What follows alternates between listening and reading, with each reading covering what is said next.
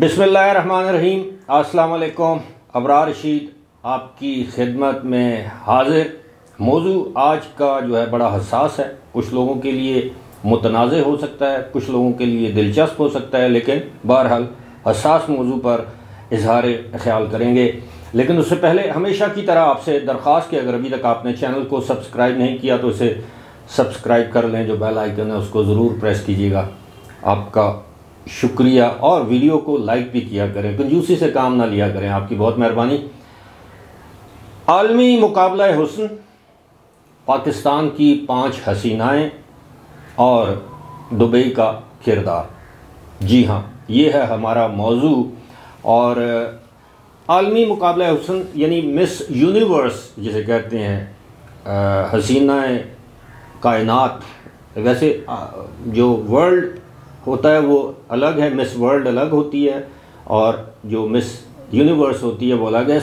इसके मुकाबले होने हैं नवंबर में, और इस मौके पर जो है वो पाकिस्तान से 5 हसीनाओं के इंतखाब का ऐलान किया गया। सोशल मीडिया पर बताया गया कि जनाब पाकिस्तान से 5 हसीनाएँ इस मुकाबले के जो इब्तदाई मराहिल होते हैं उसमें हिस्सा लेंगी, और उनमें से एक हसीना जो है वो मुंतखब होगी और वो आलमी मुकाबला हुस्न यानी मिस यूनिवर्स के मुकाबलों में पार्टिसिपेट करेगी या हिस्सा लेगी। इस पर पाकिस्तान में काफ़ी जो है वो हलचल मची, काफ़ी रद्द-ए-अमल आया। यहाँ तक कि बहुत से साबिक पार्लियामेंटेरियंस, मौजूदा सेनेटर हजरात, कुछ एंकर हजरात, कुछ सहाफ़ियों ने खुलकर इस पर इज़हार ख्याल किया कि ये इस्लामी जमहूरिया पाकिस्तान में कौन सी रवायत है कि पाकिस्तान जो है वो अपने मुल्क की ख़वातीन को आलमी हुस्न के मुकाबलों में भिजवा रहा है। और ज़ाहिर है ये इस पर एक शदीद रद्द-ए-अमल सामने आया। अब इस पर वज़ीर-ए-आज़म जो निगरान वज़ीर-ए-आज़म हैं उन्होंने एक इंक्वायरी का हुक्म दिया, पहले तो इंटेलिजेंस ब्यूरो को और फिर दफ्तर ख़ारजा को हुक्म दिया कि इसकी तहकीकात करवाई जाएँ और बताया जाए कि ये किसने ये काम किया है। तो ख़बर ये सामने आई कि यूगन पब्लिशिंग एंड मार्केटिंग हाउस नामी एक कंपनी है, रिक्रूटमेंट कंपनी है, जो कि दुबई में कायम है। इस कंपनी ने अपनी वेबसाइट पर एक इश्तिहार दिया कि पाकिस्तान से दीगर इलाकों से भी ऐसी हसीनाओं की ज़रूरत है जो आलमी यानी मिस यूनिवर्स मुकाबलों में हिस्सा लेने की ख्वाहिशमंद हो, और उनका इंतखाब 5 का इंतखाब जो है वो एक पोल के ज़रिए किया जाएगा, यानी बैलेट के ज़रिए किया जाएगा। याद रहे कि ये जो कंपनी है ये यूएई में और बहरीन में और मिस्र में, ये मिस यूनिवर्स जो कंपनी है इंटरनेशनल, ये उसकी फ्रेंचाइजी है, यानी इनके पास फ्रेंचाइज है, ये उसके नुमाइंदे हैं। और बड़ा दिलचस्प इसमें एक पहलू है कि कोई भी शख्स, इवन पाकिस्तान में अगर आप $1000 दें मिस यूनिवर्स कंपनी को, तो आप एक मुआहदे पर दस्तखत करें तो आप उसके नुमाइंदे पाकिस्तान में मुकर्रर हो सकते हैं और आप इस तरह की हसीनाओं का या ख़वातीन का इंतखाब कर सकते हैं। अब किस्सा मुख्तसर करते हैं कि 14 तारीख को जो खातून इसमें सेलेक्ट हुई उसका नाम है, बज़ाहिर वो पाकिस्तानी है, बताया ये जाता है पाकिस्तानी है, उसका नाम है एरिका राबिन, जिसकी तस्वीर भी आपने थंबनेल पर भी देखी और अब भी देख रहे हैं। बहरहाल इंटेलिजेंस ब्यूरो की तहकीकात के मुताबिक जनाब इसमें हुकूमत पाकिस्तान का कोई किरदार नहीं।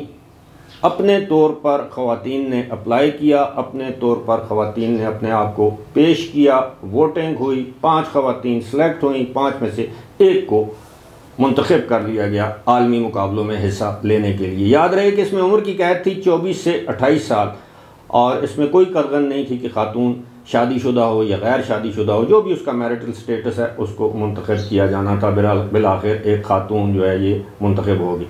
अब ये नाम की तो पाकिस्तानी है और मुमकिन नहीं, यकीनन इसके पास पाकिस्तान की शहरियत भी होगी, ज़ाहिर है वहाँ तो शहरियत का पूछा जाता है, लेकिन इसमें हुकूमत पाकिस्तान का कोई किरदार नहीं। और याद रहे कि आलमी सतह पर कोई भी शख्स किसी भी आलमी मुकाबले में अगर हिस्सा ले तो जब तक उसकी वजारत जो मुतलका वजारत है, मिसाल के तौर पर वो खिलाड़ी है, एथलीट है, किसी भी खेल में हिस्सा लेना चाहता है तो उसके पास एक जिसे कहते हैं नुमाइंदगी का हक होना चाहिए वजारत खेल की जानिब से, स्पोर्ट्स मिनिस्ट्री की जानिब से। इसी तरह अगर कोई कल्चरल इवेंट है कल्चर है, मिसाल के तौर पर कोई इलाकाई रक्स है, कोई और इलाकाई मामलात हैं, उसमें कोई शख्स या कोई खातून या कोई मर्द मुल्क को रिप्रेजेंट करना चाहता है तो उसमें वजारत कल्चर जो जिसे कहते हैं वजारत सकाफ़त, उसकी NOC होना ज़रूरी है, तभी आप पाकिस्तान को रिप्रेजेंट कर सकते हैं। ऐसा नहीं हो सकता कि मैं आलमी बॉक्सिंग के या कुश्ती के मुकाबलों में हिस्सा लूँ, पाकिस्तान का नुमाइंदा होने का दावा करूँ और हुकूमत पाकिस्तान मुझे ऑन ही ना करे, तो ऐसा नहीं होता। लिहाजा ये जो ख़वातीन जिन्होंने हिस्सा लिया इस मुकाबले में, वो अपने तौर पर लिया। ये जो खातून मुंतखब हुई ये अपने तौर पर मुंतखब हुई, अगरचे ये पाकिस्तानी है लेकिन ये पाकिस्तान की नुमाइंदगी नहीं करती। ये इसी तरह है कि कोई शख्स किसी दूसरे मुल्क में जाके कोई भी गैर कानूनी हरकत कर दे, वो पाकिस्तानी तो कहलाएगा, लेकिन ऐसा तो नहीं हो सकता कि उसको ये कहा जाए कि इसको रियासत पाकिस्तान की जानब से इस बात की इजाज़त दी गई थी। जहाँ तक दुबई और UAE की बात है, हम सब जानते हैं कि UAE में 2021 के आखिर में जना को जायज़ करार दे दिया गया था। ये अब वहाँ का कानून है कि अगर कोई भी दो यानी जेंट्स यानी मर्द और खातून अगर आपस में बाहमी रजामंदी के साथ जना के मुर्तकब होते हैं तो अब ये UAE के कवानीन के मुताबिक ये जुर्म नहीं है। गुनाह तो ज़रूर है लेकिन उनके जो ताज़ीरात उनके जो कवानीन हैं, फौजदारी कवानीन है, उसके मुताबिक जना अब UAE में जुर्म नहीं है, बशर्ते कि आप किसी तखलिए में किसी प्राइवेट जगह इसका इर्तिकाब करें। अलबत्ता जो रियासत है, एमिरेट है शारजा की, वहाँ पर इस तरह की खराफात की इजाज़त नहीं। जो लोग UAE में रहते हैं वो अच्छी तरह जानते हैं कि UAE के मुतअद्दिद रियासतों में शराब की इजाज़त है, नाइट क्लब्स की इजाज़त है, जिस तरह मैंने बताया कि अब जना की भी इजाज़त है। तो शारजा में ऐसा नहीं है, ना वहाँ पर शराब फ़रोख्त की जा सकती है, ना पी जा सकती है, ना वहाँ पर दीगर खराफात की इजाज़त है। तो इससे अब ये जो आलमी सतह पर एक इमेज बनाया जा रहा था कि जी इसमें पाकिस्तानी ख़वातीन हिस्सा ले रही हैं, ये कतन बेबुनियाद है। इसमें पाकिस्तान का कोई अमल दखल नहीं है। इंडिविजुअली अगर कोई भी शख्स खातून हो या मर्द हो, दुनिया के किसी भी मुल्क में कोई भी किसी भी काम में मुलव्वस होता है ज़ाती हैसियत में, अगर उसके घर वालों को एतराज़ नहीं और आप और मैं एतराज़ करने वाले कौन होते हैं। लेकिन बात वही कि आप अपने मुल्क का नाम उस वक्त तक इस्तेमाल नहीं कर सकते जब तक आपको मुतल्लिका वजारत की, रियासत पाकिस्तान की, हुकूमत पाकिस्तान की इजाज़त ना हो।